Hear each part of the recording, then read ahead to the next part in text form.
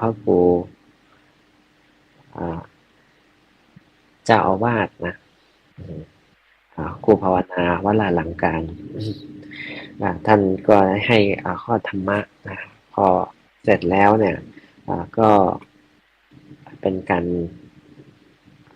ถามตอบปัญหานะถามตอบปัญหาอย่างเช่น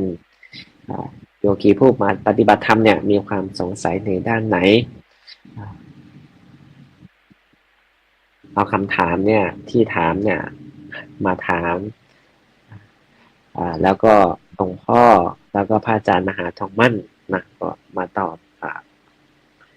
เพื่อคลายความสงสัยนะซึ่งในปีนี้นะได้รับความเมตตาจากพระอาจารย์มหาทองมั่นสุทธจิตโตนะปกติจะเป็นวิปัสสนาอาจารย์ประจำอยู่ที่ตามนางเลนังที่จังหวัดเชียงใหม่ก็ไปมาวัดพระทันตะบ้างนะท่านเป็นผู้ช่วยเจ้าวาดวัดวชิรธรรมวัดสาธิตวรวิหารกรุงเทพมหานครนะที่บางนาเพราะว่าวัดนี้ก็เป็นวัดทางภาคเหนือเนาะก็จะมีภาคเนนจากภาคเหนือเนี่ยมาอาศัยอยู่แล้วเป็นวัดที่เจ้าอาวาสนะแล้วก็พระลูกวัดต่างๆเนี่ยจะเอาพิธีกรรมทางภาคเหนือนะอย่างเช่นการทำวัดตอนเช้ามืดหรือวัดปฏิบัติต่างๆนะเอามาใช้นะซึ่งอาตมาได้ไปช่วยงานนะในช่วงของหลวงพ่อคายนะมรณภาพในช่วงนั้นแล้วก็หลายๆครั้งนะได้เข้าไปหาสาธมิกบ้างเพราะว่าในตรงนี้ก็ไม่ไกลจากชาบางนาในเนาะว่าอยู่ใกล้ๆแถวๆนั้นแหละก็ในวันนี้เนาะเป็นวันปีใหม่พุทธศักราช2567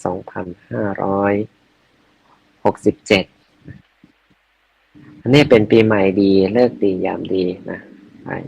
คุณโยมทั้งหลายทุกท่านเพราะว่าในขณะที่เราได้ทำความดีได้สร้างความดีแล้วเนี่ยสิ่งดีๆเนี่ยมันก็จะเกิดขึ้นสิ่งที่ไม่ดีเราก็เอาทิ้งไว้ในปีเก่า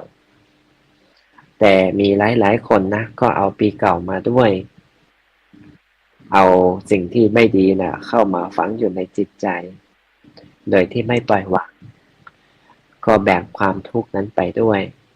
เหมือนอดีตมันที่ผ่านมาแล้วเนี่ยโยมมันไม่สามารถที่จะย้อนหลังกลับไปได้มีแต่ในนิทานในการแมสซีนในการ์ตูนของโดเรมอนเท่านั้นแหละที่จะเปิดประตูย้อนเวลาไปได้แต่ในความเป็นจริงมันไม่สามารถที่จะย้อนเวลาไปได้เลยเวลามันมีแต่ผ่านไปทุกนาทีทุกวินาทีเรารู้วันเกิดเนาะเกิดวันไหนที่ไหนสถานที่โรงพยาบาลหรือที่บ้านที่ไหนเราทราบนะแต่เราไม่รู้วันที่เราจะจากไปว่าจะทอดร่างที่ไหนบ้างบางคนเกิดที่โรงพยาบาล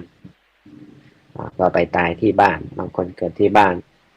ก็ไปตายที่โรงพยาบาลบางคนเกิดที่โรงพยาบาลไปตายที่วัดคน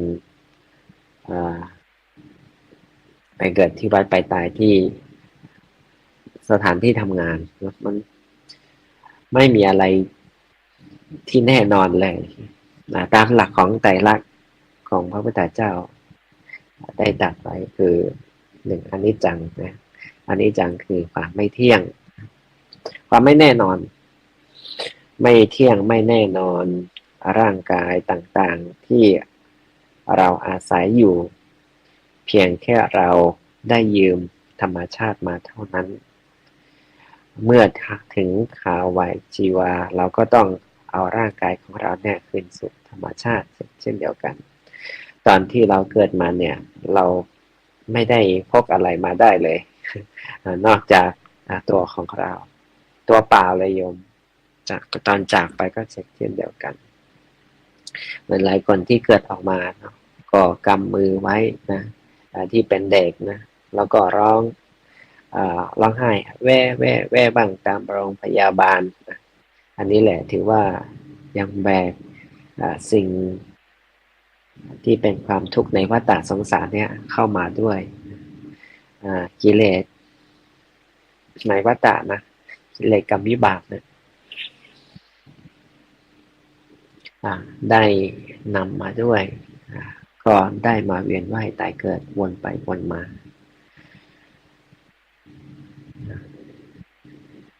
ก็เพราะอาศัยสิ่งเหล่านี้นะ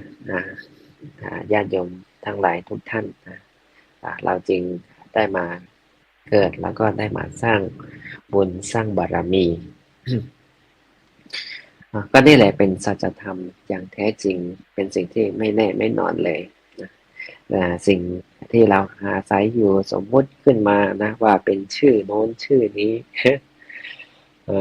อย่างเช่นมาเนาะก็สมมุติขึ้นมา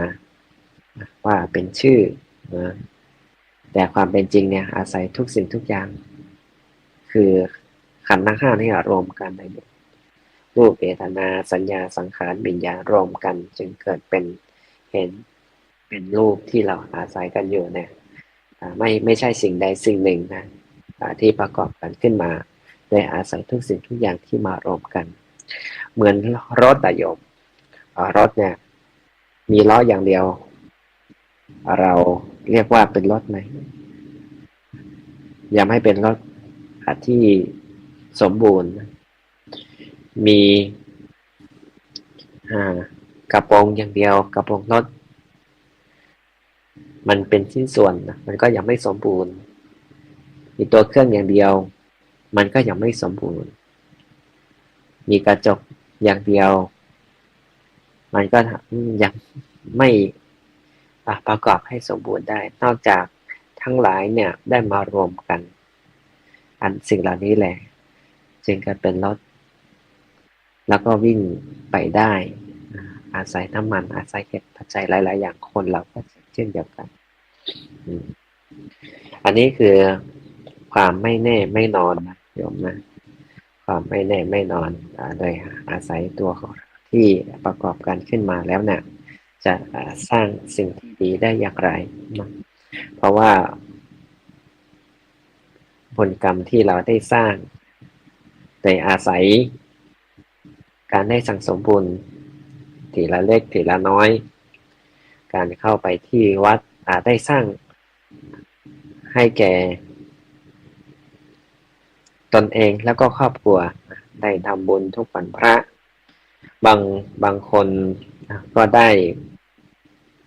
พาลูกพาหลานเข้าไปด้วยไปซึมซับไปสร้างความดีที่วัดได้เห็นที่เป็นพ่อเป็นแม่ได้ทำก็มีจิตใจที่อยากจะทำตามอันนี้จึงบอกว่าทำให้ดูอยู่ให้เห็นแล้วก็เย็นให้สัมผัสเป็นที่พึ่งเป็นร่มโพที่ใหญ่กว้างให้ความอบอุ่นแก่ลูกแก่หลานอันนี้คือสร้างความดีสั่งสมไปทีละเล็กทีละน้อยมันก็ยังสามารถเต็มได้อุปมาเหมือนดังคำก่อนที่ว่าอย่าดูหมิ่นบุญกรรมว่าทำน้อยจะไม่คอยตามต้องสนองผลเหมือนหนึ่งตุ่มวางงายรับสายชนย่อมเต็มร้อนอุทกที่ตกลงการที่เราทำบุญเป็นสิ่งเล็กๆน้อยๆนะบางคนก็ว่าต้องเป็นวัตถุทานไหมต้องเข้าไปที่วัดอย่างเดียวต้องเอาอาหารสังฆทานไปถวายอย่างเดียวไหมเพราะว่าบุญมันมีหลายอย่างโยมบุญกิริยาวัตถุนะทั้ง10อย่าง10ประการบางคนเห็นคนอื่นได้ทำบุญก็มีจิตที่ผ่องใสสาธุอนุโมทนาบุญกุศลก็เกิดขึ้นแล้วโยมการทำบุญเนี่ยมันง่ายนะทานศีลการให้ทานเพื่อกำจัดความตนีก่อนความตนีเมื่อไหร่ที่ เรากำจัดความตนีด้วยการให้แล้วเนี่ยจิตใจของเราเนี่ยมันก็จะผ่องใสกุศลนะก็จะเกิดขึ้นเวลาทำความดีรักษาศีลปฏิบัติธรรมมันก็จะมั่นคงอยู่ในสิ่งที่เป็นกุศลเพราะว่าจิตของเราเป็นกุศลนะแต่เมื่อไหร่ก็ตามที่ยังมีความตนีอยู่จิตยังเป็นอกุศลการที่จะทำความดีที่ทำได้ยากนะเพราะศรัทธามันไม่เกิดพอศรัทธาไม่เกิดจิตทำได้ยากทานเป็นเบื้องต้นเหมือนกันขึ้นบันไดโยมการขึ้นบันไดเนี่ยมันต้องอาศัยบันไดขั้นแรกถ้าเราก้าวขึ้นไปสู่เบื้องบนเลยเนี่ยบางครั้งมันอาจจะพลาดแล้วก็ตกลงมาได้แต่เมื่อไหร่ที่เราค่อยๆไต่ขึ้นไป91 92 93ก็จะทำให้ความมั่นคงมันก็จะดีขึ้นหนึ่งก็คือทานนามัยโยมอาศัยวัตถุทานสองธรรมทานที่อาตมาได้มาให้ธรรมะเนี่ยก็ถือว่ามาให้ธรรมทานให้แก่ทุกท่านสองคือการรักษาศีลเรียกว่าศีลไมยศีลเนี่ยก็เปรียบเสมือนกฎบ้านเมืองไปเลยกฎหมายถ้าเรารักษาศีลห้าได้ครบบริสุทธิ์หมดจดกฎหมายต่างๆที่บัญญัติขึ้นมาก็ไม่จำเป็นที่จะต้องใช้เพราะว่ามันอยู่ในกฎของศีลอยู่แล้วกฎระเบียบที่ทำให้เราได้มีข้อที่ทำแล้วนะเกิดสิ่งที่เป็นระเบียบเป็นอันเดียวกันเหมือนพระเนี่ยก็ต้องอาศัยที่เป็นอุดมการณ์เป้าหมายก็คือธรรมแล้วก็วินัย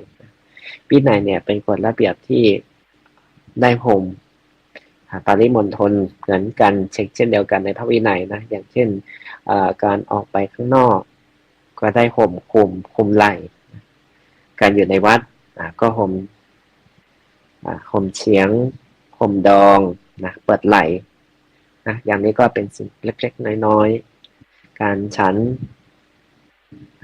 การปรงผมอย่างนี้เป็นต้นเนี่ยมันทำให้เกิดความเป็นอันเดียวกันนะเวลามีคนมาเห็นแล้วเกิดความเริ่มใสความสามารถขี่กันจึงเกิดขึ้นเนี่ยสุขาสังคสะสามัคคีความพร้อมเพรียงกันของหมู่ของคณะเนี่ยจึงนำความสุขมาให้เหมือนการร้องเพลงเนี่ยโยมถ้าร้องไปคนละเสียงคนละโทนเลยมันก็ไม่เกิดความไพเราะได้การสวดมนต์ถ้าสวดไปคนละทำนองคนละเสียงก็ไม่เกิดความไพเราะได้เช่นเดียวกันเพราะฉะนั้นจึงทำเหมือนกันร่วมกันอาศัยศีลก็คือเป็นปกติ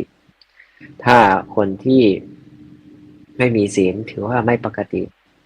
หลวงพ่อพุทธทาสเนี่ยท่านกล่าวไว้ว่าคนมีศีลเนี่ยถือว่าเป็นคนที่มีใจสูงถ้าไม่มีศีลน่ะเป็นได้แต่เพียงคน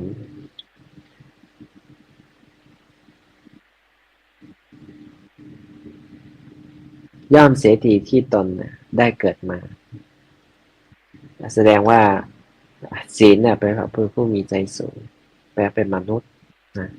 เป็นมนุษย์เป็นได้เพราะใจสูงถ้าใจต่ำเป็นได้แต่เพียงคนย่อมเสียทีที่ตนได้เกิดมาอันนี้แหละศีลเนี่ยทำให้เกิดเป็นมนุษย์มนุษย์ก็มาจากฐานะนะ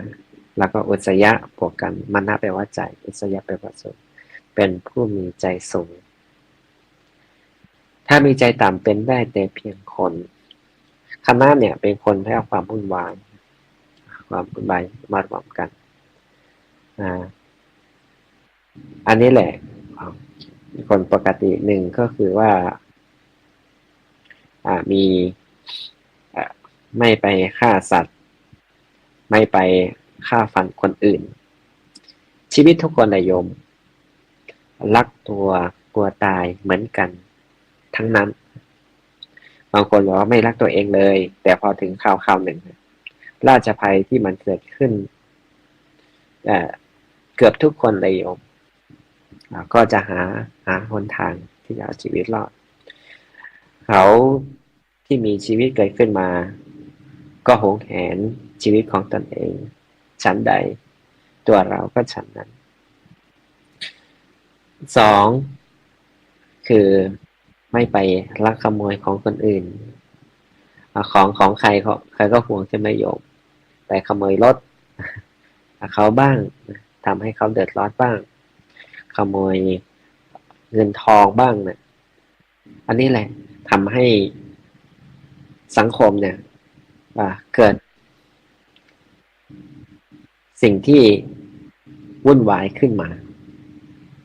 โดยเฉพาะในทางออนไลน์นะก็มีทางคอลเซ็นเตอร์บ้างอะไรบ้างโกงเขาทำให้เดือดร้อนโลกนี้เป็นสิ่งที่สวยงามอยู่แต่สิ่งที่ไม่สวยงามก็คือคนนี่แหละใจของคนมันทำให้เกิดความวุ่นวายแล้วก็ทำให้โลกนี้เป็นสิ่งที่ขุ่นมัวน่าเศร้าหมองยิ่งเทคโนโลยีเจริญมากเพียงใดคนก็จะหาสิ่งเหล่านี้ทำให้คนอื่นเดือดร้อนมากเท่านั้นจิตใจของคนก็ต่ำลงมากเท่านั้นบางคนก็อาศัยเทคโนโลยีเป็นส่วนหนึ่งของชีวิตแม้ไปที่ไหนก็ขาดไม่ได้นะเพราะวันนี้เกิดทั้งนั้นเลยโยมอินเทอร์เน็ตหรือว่าเครื่องเทคโนโลยีต่างๆนะโดยต้องใช้บางครั้งเนี่ยมันกระวนกระวายนะตื่นขึ้นมาไม่ได้เช็คไลน์ไม่ได้เล่น Facebook ไม่ได้เล่นโซเชียลมีเดียเป็นส่วนหนึ่งของชีวิตจนบางครั้งเราก็หลงไปโดยที่ไม่หันเข้ามาดูแลตนเองก็คือไม่มาอยู่กับปัจจุบันนะก็เพลิดเพลินอยู่กับสิ่งนั้นข้อที่สองคือการที่ไม่ไปขโมยของเขานะไม่มือไวหนึ่งคือมีเมตตาสองคือไม่มือไวสามคือกามเมสุมิจฉาจาระเวรมณีก็คือเว้นจากการประพฤติผิดในกามนะอันนี้แหละคู่รักของใครนะคนนั้นก็คงแห่งเมื่อไหร่ที่ไปภาคของเขามาเป็นของตนเองอันนี้ในธรรมบทสมัยของพุทธกาลก็มีพระราชาท่านหนึ่งพระราชาเนี่ยเป็นคนที่เห็นผู้หญิงที่ไหนสวยงามไม่ได้นะก็อยากเอามาเป็นชายาของตนเองก็หาทุกวิถีทางเพื่อที่จะได้มาซึ่งหญิงสาวแม้เขาจะแต่งงานแล้วแม้เขาจะเป็นของคนอื่นก็หาทุกวิธีทางจนวันหนึ่งโยมต้องมีผีสางหรือว่าสัตว์นรกเนี่ยมาเตือนในขณะที่พระองค์เนี่ยทรงบรรทมก็ได้ฝันเข้าสู่ในนิมิตเข้ามาเตือนเป็นสิ่งที่น่ากลัวมากเลยโยมก็มีผู้ที่อยู่ในนรกนะขึ้นมาเตือนท่านหนึ่งขึ้นมาเพื่อที่จะเตือนนะขึ้นมาพูดได้แค่คำเดียวทุกแล้วก็จมลงไปเลยคนที่สอง ก็อยากมาเตือนอีกนะก็อาศัยโผล่ขึ้นมาแล้วพูดได้สัตว์คนที่สามก็ขึ้นมาเพื่อเตือนด้วยความรัก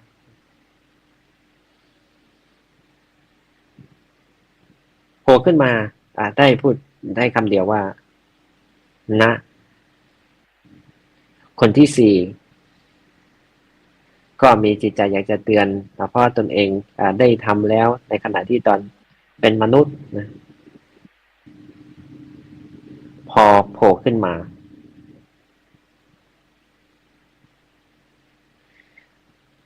แล้วก็พูดโสแล้วก็จมลงไปอันนี้แหละโยมเป็นสิ่งที่มาว่ามีความหมายอย่างไรนะที่ทั้งสัตว์ทั้งนรกทั้งสี่เนี่ยได้มาเตือนพระราชาคนแรกนะขออนุญาตได้ทักทายทุกท่านก่อนนะโยมชาญวิทย์นวัตการคุณโมทนาด้วยนะสวัสดีปีใหม่สุขีวันปีใหม่นะคงได้รับการ์ดของอาตมาแล้วเนาะได้ส่งให้มาเมื่อวานเนาะเมื่อวานก็สวดมนต์จนถึงประมาณตีสองแล้วก็ติดมาระบาดตอนเช้าเอ่อตั้งแต่7 โมงนะได้เข้าไปสวดมนต์เสร็จแล้วก็ออกมารับบาตรฉลองศรัทธาญาติธรรมญาติโยมทั้งหลาย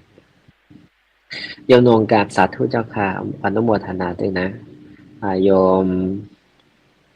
ธัญวัฒน์นะอนุโมทนาสาธุการเลยนะอยู่ที่ไหนแห่งหนตำบลใดทางภาคเหนือภาคอีสานภาคใต้นะก็คอมเมนต์เข้ามานะโยมนะว่าช่วงนี้เข้าสู่ในปีใหม่เนาะบางท่านก็ไปทางภาคเหนือบางท่านก็ไปต่างประเทศนะไปรับบรรยากาศความหนาวโยมปทุมพรนะอนุโมทนาด้วยนะปวนนะเรียนด้วยกันอาจารย์มหาวิทยาลัยมหาจุฬาลงกรณราชวิทยาลัยก็อนุโมทนาสาธุการด้วยโยมชันชัยนวัตการพี่พีสวัสดีปีใหม่สุขภาพแข็งแรงอนุโมทนาสาธุการด้วยนะสุขีปีใหม่เช่นเดียวกันโยมแจ่มมณีบอกว่าสาธุเจ้าค่ะท่านมหาพีอนุโมทนาด้วยนะกับโยมแจ่มมณีนะได้ไปปฏิบัติธรรมเนาะทำวัดนอกอยู่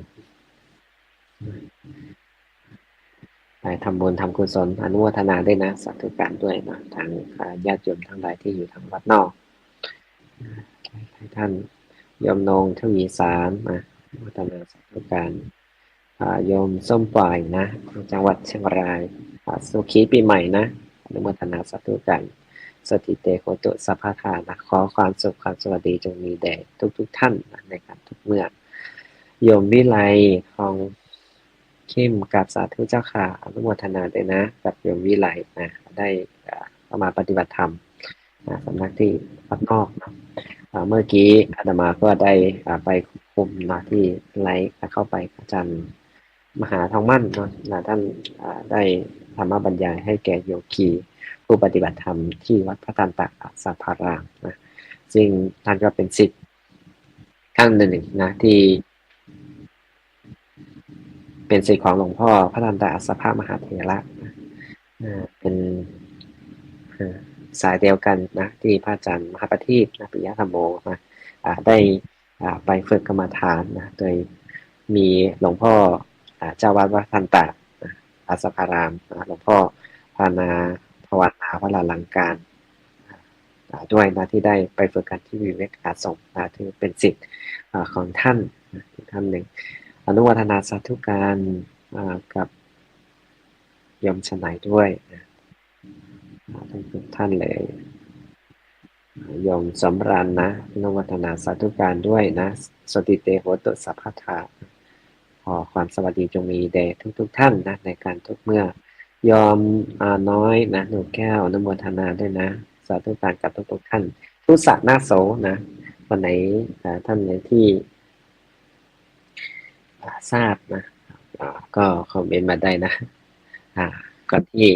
จะเข้าสู่ในเรื่องของข้อที่สามเนาะก็ขออนุญาตทักทายทุกท่านไปก่อนเอ่อ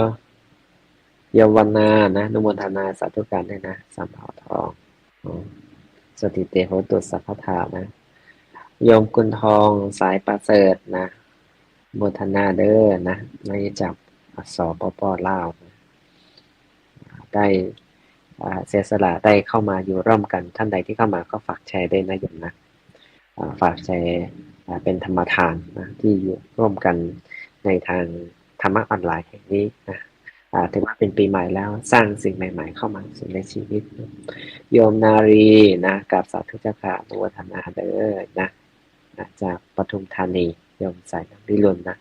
สาธุโมทนากับทุกท่านนะที่ได้มาอยู่ร่วมกันณสถานที่แห่งนี้ทางธรรมะออนไลน์แห่งนี้นะสติเตโหตุสัพพทานะท่านใดที่ได้รับการ์ดนะที่อาตมาได้ฝากเป็นของขวัญปีใหม่แล้วนะก็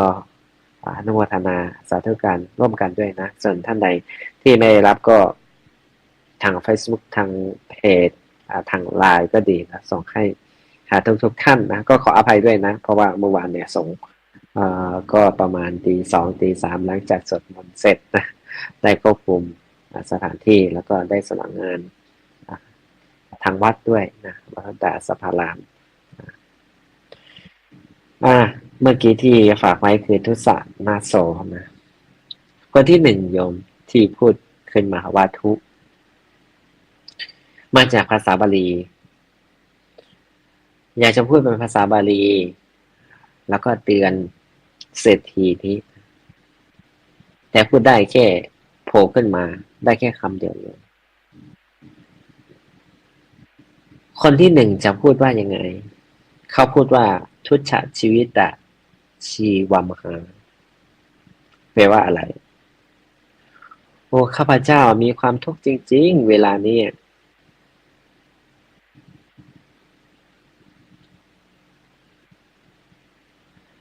ทุตชีวิตะชีวิตความหาแปลว่ามีชีวิตที่ทุกข์ในเวลานี้ก็คือตอนที่อยู่ในเมืองนรกนั่นแหละที่มีความทุกข์ทุกตัวเดียวเนี่ยโยม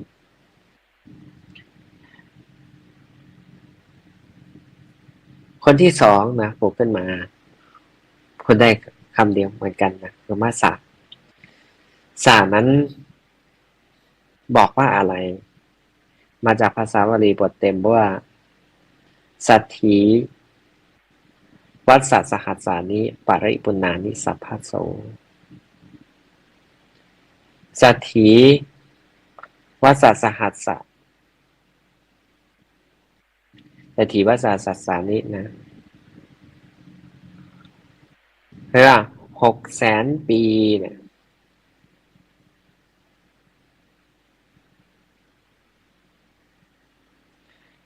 เขาเนี่ยก็ยังอยู่ในที่นี่แหละที่นรกเนี่ย600,000 ปี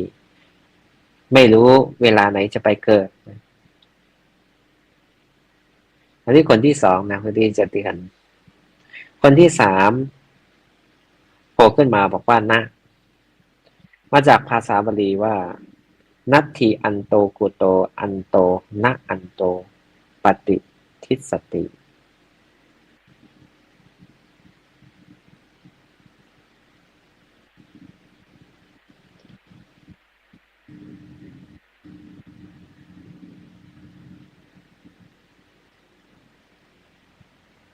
แปลว่าชีวิตของเราเนี่ยมันจบไม่รู้ว่าอีกกี่ปีกี่กับแล้วก็เมื่อไหร่ที่จะหมดไปอันนี้แหละที่ทนทุกข์ทรมานอยู่ณสถานที่ตรงนั้นไม่รู้ว่ามันจะหมดไปเมื่อไหร่คนสุดท้ายนะคนที่สี่ได้โผล่ขึ้นมาโสบทเต็ม เป็นภาษาบาลีว่าโสหังหนุนนะอิโตคันตวาโยนิลัทธานะมานุสมานุสิงวัฒนยูศีลสัมปันโนทีปันนากรรมหาอัตโนมันจะพูดอย่างนี้นะได้แต่โสแล้วก็ตกไป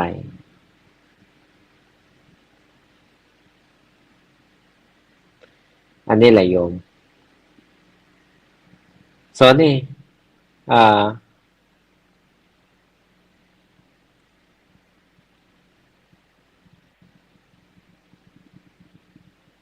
เขาเนี่ยได้สร้างนะได้สร้างสิ่งที่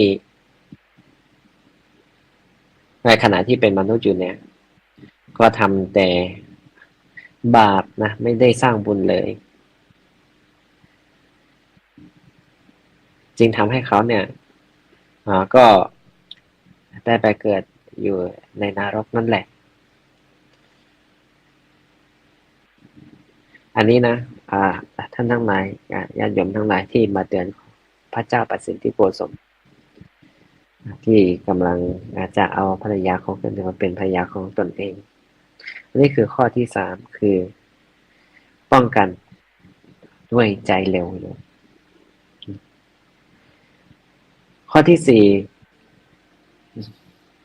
มุสาวาทพูดเท็จพูดส่อเสียดพูดคำหยาบข้อที่สี่เนี่ยเป็นสิ่งที่สำคัญการพูดโกหกคนอื่นทำให้คนอื่นเดือดร้อนพูดส่อเสียดคนอื่นทำให้คนอื่นผิดหมางใจกันเกิดความทะเลาะกันเกิดความวุ่นวายต่อสังคมที่เห็นอยู่นะทางการเมืองทางการหาเสียงก็ดีทางอะไรสิ่งหลายอย่างนี่ครับเพื่อส่อเสียดกันนะทำให้เกิดการทะเลาะวิวาทกันเกิดขึ้นข้อที่สี่เนี่ยเป็นสิ่งที่สำคัญในตอนนี้หอกดาบที่คมที่สุดยังไม่เท่ากับปากที่พูดออกไปเราใช้ปากนี่แหละพูดทิ่มใจคนอื่นทำให้คนอื่นอยู่ในความทุกข์ทำให้คนอื่นเกิดความเดือดร้อนแต่เฉพาะสมัยนี้เนี่ย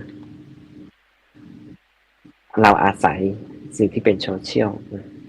ได้พิมพ์ด่ากันบ้างอะไรกันบ้างนะพูดแล้วสารพัดอย่างเลยโยมสมัยก่อนนี่ทางแม่ค้าทางอะไรนะก็ไปแล้วก็จับกลุ่มกันว่ากันนั่นคนนู้นไม่ดีบ้างคนนั้นไปวัดไปอ่าไปเสร็จแล้วนะก็ขนของขนอะไรมาเยอะเลยกับข้าวต่างๆอันนี้สุดๆนะนินทากันนะโดยเฉพาะในสมัยเนี้ยก็ใช้สื่อของโซเชียลที่เป็นข่าวเนาะเป็นข่าวแล้วด่ากันนะชอบคนนี้ก็บ้องกันคนนี้นะไม่ชอบคนนี้ก็ด่าอันนี้จริงเกิดความวุ่นวายขึ้นในอาศัยข้อที่สี่นะคือป้องกันปากไวนะห้าการดื่มน้ำเมานะอันเป็นที่ตั้งแห่งความประมาทเกิดขึ้นได้คนปกติโยมแต่พอดื่มเข้าไปเนี่ยไม่ปกติแล้วนะทุกสิ่งทุกอย่างก็สามารถที่จะทำได้ไม่ว่าจะเป็นเหล้าเป็นยาม้ายาบ้าต่างๆเนี่ยพอดื่มไปแล้วเนี่ยหนึ่งทำให้ข้อทั้งสี่เนี่ยขาดไปได้ที่หนึ่งเนาะที่เป็นข่าวนะลูกชายติดยาขอตังค์แม่ไม่ให้ก็เลยพูดไปพูดมาหลังจากนั้นตกลงไปตกลงมาแม่ก็มีไม่กี่บาทเนาะให้ไปไม่พอจนไปเอามีดเอาอะไรฟันแม่ฆ่าแม่อยู่อันนี้แหละ ข้อที่ห้าเป็นสิ่งที่สำคัญโดยเฉพาะเด็กที่เป็นเด็กแล้วก็เยาวชนที่อยากลองนะอยากจะรู้ว่าสิ่งเหล่านั้นเป็นอย่างไรนะโดยเฉพาะที่อาตมาได้ไปบรรยายสถานที่แห่งหนึ่งนะที่เรือนจำนี่แหละเป็นของเยาวชนโดยเด็กที่อยู่ตรงนั้นเนี่ยอยู่ตรงเรือนจำบางคนก็ไปไปปาระเบิดนะโยมปาระเบิดใส่ซอยเอออายุ14 15นี่ไม่ถึง15เลยโยม13 14เนี่ยฟังแล้วถามว่าเอาแล้วไปปาแล้วทำไมรุ่นพี่รุ่นพี่พาไปทำให้คนอื่นเขาเดือดร้อนนะที่นี่แหละโยมทางพัทยาเนี่ยโยมก็คงจะได้ทราบข่าวอยู่บางท่านที่ติดตามข่าวนะก็ผ่านมาหลายปีแล้วบางท่านก็ค้ายาจะไม่รู้หรอกว่าสิ่งของที่ให้ไปเนี่ยมันคืออะไรแต่รุ่นพี่เนี่ยสั่งให้เอาไปให้ถือไว้จนได้มาเจอเนาะมาเจอของเอาไปส่งเอาไปอะไรเนี่ยหรือว่าไปเดินเดินอันนี้ก็ต้องเข้าไปอยู่ในบางคนเกิดอันนี้ว่าอยากจะมาสร้างความดีมาเชื่อหนึ่งเขาบ้างทำแต่ความเดือดร้อนให้แก่ครอบครัวแล้วก็ญาติพี่น้องนะบางคนก็ตั้งสัจจะในชีวิตไว้หลังจากออกไปแล้วเนี่ยพยายามจะสร้างความดีให้คุณพ่อคุณแม่นะให้เกิดความพึงใจเหมือนลูกคนเองเข้าบ้างนะมีแต่ช้ำใจอย่างเดียวเลยพอตื่นขึ้นมาเนี่ยก็ไม่เห็นลูกนะลูกโอ้ไปเที่ยวนะบางครั้งเนี่ยไม่เช้าไม่กลับนะเราเกิดความกังวลใจอันนี้ข้อที่ห้าญาติโยมทั้งหลายทุกท่านนะทั้งห้าข้อเนี่ยศีลทั้งห้าข้อเนี่ยที่เป็นเบญจศีลเป็นพื้นฐานเบสิกของคนเปรียบเสมือนกฎหมายนะกฎหมายทางหลักของศีลธรรมที่ชาวพุทธเราได้เข้ามาสู่แล้วเนี่ยพระองค์นะไม่จำเป็นว่าทุกคนต้องปฏิบัติแต่พระองค์ตั้งไว้แล้วก็ให้แต่ละคนเนี่ยได้มาพิสูจน์เอหิปัสสิโกนะจงมาดูเถิดจงมาพิสูจน์ดูเถิดแล้วการได้ทำเนี่ยมันก็แตกต่างจากทางโลกนี้ต้องไปขึ้นศาลต้องตัดสินคดีแต่ศีลเนี่ยไม่ต้องตัดสินตัวเองตัดสินเองตัวเองทราบแล้วก็เข้าใจดีว่าได้ทำอะไรไปบ้างนะอันนี้เป็นการเป็นการตัดสินด้วยใจของตนเองนะทั้งห้าข้อนี้นะอาตมาได้เข้าไปถึงศีลนะคือบุญญาวัตถุสามคือภาวนาภาวนาคือการอบรมบ่มเพาะในทางพุทธศาสนาเนี่ยที่ได้เรียนกันปริยัติปฏิบัติแล้วก็ปฏิเวทนะได้เรียนปริยัติที่เป็นธรรมะคำสอนของพระพุทธเจ้าแล้วเนี่ยได้นำมาสู่ภาคปฏิบัติคือการภาวนาครับผมเพราะไม่ว่าจะเป็นสมถกรรมฐานทั้ง40หรือเข้าวิปัสสนากรรมฐานอย่างใดอย่างหนึ่งก็ตามอันนี้เป็นการภาคการปฏิบัติแต่พระองค์เนี่ยก็สรรเสริญสิ่งที่เป็นปฏิบัติบูชา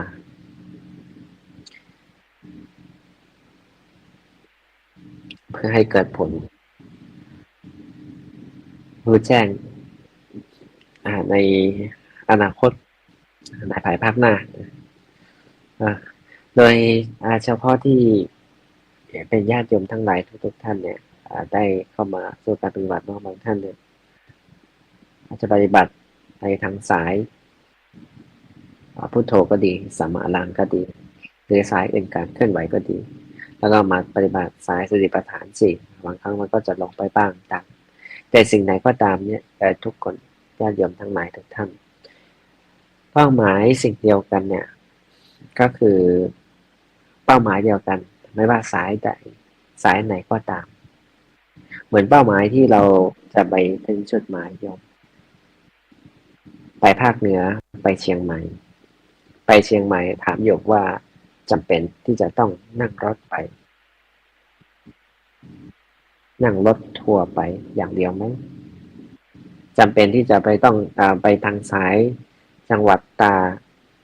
ไปสายอ่าทางพะเยาหรือว่าไปทางอื่นได้ด้วยจำเป็นที่จะไปต่อรถทัวร์อย่างเดียวไหมรถส่วนตัวได้ไหมรถเก๋งได้ไหมรถไฟได้ไหมถึงจุดหมายทางเดียวกันไหมไปเครื่องบินได้ไหมไปมอเตอร์ไซค์ได้ไหมอ่าอันนี้เป็นกุศโลบายอย่างหนึ่งนะในการปฏิบัติของทางพุทโธก็ดีหรือว่าทางสมาธิในทางพองยุบเป้าหมายก็คือทางเดียวกันคือวิมุตติคือความหลุดพ้นคือพระนิพพานนั่นแหละคือเป้าหมายสูงสุดที่พระพุทธเจ้าได้ถัดไปคือการภาวนาอ่าอันนี้คือข้อที่สามนะทุกท่านนะอาตมาได้เห็นที่เป็นเยาวชนนะที่เป็นเด็กนะเข้ามาปฏิบัติเมื่อวานซืนนะมาประมาณสองสามคนเนาะโดยเฉพาะที่เป็นเด็กเล็กนะบางครั้งที่ไม่รู้เรื่องละเห็นพ่อแม่ได้มาปฏิบัติก็มานั่งเฝ้าบ้างได้มาอันซึมซับนะทุกท่านนะญาติโยมทั้งหลายได้เข้ามาได้ขอฟังบ้างแอนท่านบ้างเนาะเออพอโตขึ้นมาแล้วเนี่ยก็จะขึ้นศีลเกี่ยวกับวัดบางท่านเนี่ยโยมไม่เคยเข้าวัดไม่เคยเข้าหาพระไม่รู้ว่าเข้าหาพระต้องใช้คำยังไงหรือต้องทำตัวยังไงโดยเฉพาะที่เป็นหมอโยมเออบางครั้งเนี่ยคุยกับพระนะบอกว่าเจริญพรหลวงพี่ว่างั้นถ้าใช้คำว่าเจริญพรนะพระจะใช้อะไรเลยทีนี้เออก็เลยถามว่าเคยเข้าวัดไหมไม่เคยเข้าเลยไม่เคยคุยกับพระด้วยอันนี้ความกังวลเนาะบางคนไม่รู้ว่าจะใช้ศัพท์พระอย่างไรอย่างนี้เป็นต้นนะที่เขาได้เข้ามาบ่อยๆแล้วก็เห็นวิธีนะแล้วเข้ามาสืบทรัพย์ในทางพุทธศาสนาอนุโมทนากับโยมจำปีอ้วนใหญ่นะกราบสาธุเจ้าค่ะอนุโมทนาสาธุการเลยนะกับคุณโยมที่ได้มาเป็นกำลังใจมาอยู่ร่วมกันนะณสถานที่ธรรมะออนไลน์แห่งนี้นะคุณแม่ทองนะกับสาธุโมทนาด้วยนะท่านมหาสมเกียรตินะท่านมหาทิวนะวัดมหาธาตุเพชรบุรีนะอันนี้คือข้อที่สามโยมคือการทำบุญข้อที่สาม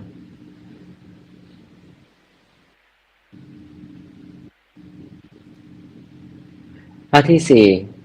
ข้อที่สี่คือ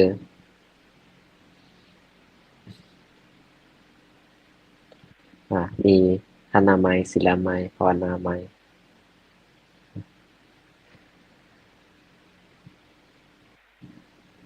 อัปปัจจยมนับใหม่ปัญญาใหม่ก็คือการอ่อนน้อมถ่อมตนมารยาทต่างๆนะการเข้าหาผู้เป็นผู้ใหญ่ทำอย่างไร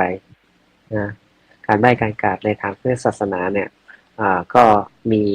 อย่างเช่นการเคารพนะคนไหนที่บวชก่อนก็ผู้ที่เป็นนวากาเนี่ยก็ไหว้นะไม่ว่าอายุพรรษา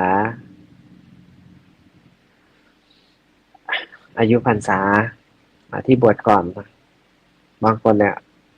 บวชเข้ามาแล้วอายุมากนะทิฏฐิมานะก็ยังมีด้วยนะมีด้วยนะอันนี้เพื่อจะกำจัดทิฏฐิมานะต่างๆให้เกิดอยู่ในสังคมที่เท่าเทียมกันในสังคมพระตามพรรษาคนที่เป็นนวากาก็ไหว้ผู้ที่เป็นเถระ พอดีเป็นเถระก็ให้การสอนให้การเตือนแก่ผู้ที่เป็นนวากะได้บวชเข้ามาบางคนเห็นที่ถิมานะเยอะนะที่ถิมานะเยอะหมายถึงการได้อาบน้ำร้อนมาก่อนได้ผ่านโลกต่างๆมาเยอะนะไม่ยอมฟังใครเลย